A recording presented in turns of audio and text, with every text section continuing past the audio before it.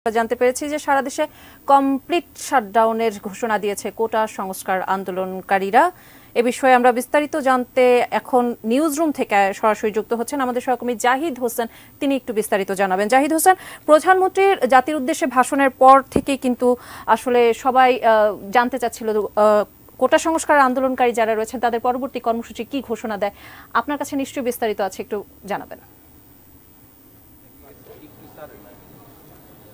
ঠিক যে সময় আমরা খবর পাচ্ছিলাম সন্ধ্যা থেকে ঢাকা বিশ্ববিদ্যালয় সহ বাংলাদেশের বিভিন্ন বিশ্ববিদ্যালয়, বিশেষ করে পাবলিক বিশ্ববিদ্যালয়ের শিক্ষার্থীরা হল ছাড়ছেন এবং বাসায় ফিরছেন, তখন জনমনে কিন্তু এটি সম্ভাবনা ছিল যে আসলে আন্দোলন আসলে স্থিমিত হবে কিনা।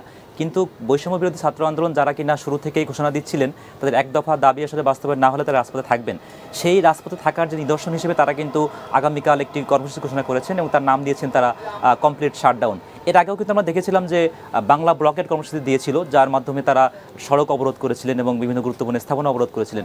এরপরে কমপ্লিট শাটডাউন বলতে তারা আসলে আমাদের যে ব্যাখ্যাটি দিয়েছেন, শুধু হাসপাতাল, শুধু চিকিৎসা কেন্দ্রিক যে সকল স্থাপনা এবং অ্যাম্বুলেন্স, এই দুইটি বিষয় ব্যতীত কিন্তু সব ধরনের যানবাহন, সব ধরনের কর্মস্থল, সব ধরনের প্রতিষ্ঠান সবগুলো চলাচল বন্ধ থাকবে। এবং এটি কিন্তু বেশ হুঁশিয়ারির সাথেই বলা হয়েছে। একই সঙ্গে যারা অভিভাবক আছেন, বাংলাদেশের যে সকল শিক্ষার্থীর অভিভাবক, তাদের প্রতিও কিন্তু এই আহ্বানটি জানানো হচ্ছে সকলে মিলে আসলে এই শাটডাউনটি পালন করবেন।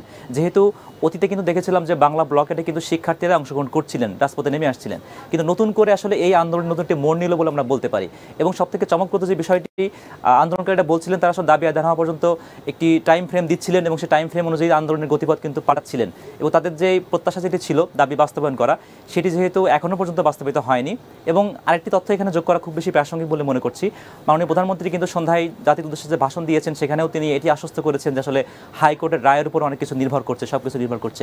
কিন্তু সেই আশ্বস্ত করা কিংবা তদন্ত করে যে আসলে অপরাধীদেরকে শাস্তি দেয়া, এমন একটি আশ্বস্ত হওয়া সত্ত্বেও আন্দোলনকারীরা যে আসলে আশ্বস্ত হননি, সেটির একটি নিদর্শন কিন্তু এই আগামীকালকের কর্মসূচি। এবং কাল কর্মসূচি আসলে কতটুকু বাস্তবায়িত হবে সেটি হয়তো বা এখনও অনেক বেশি সময় আমাদের অপেক্ষা করতে হবে জানার জন্য।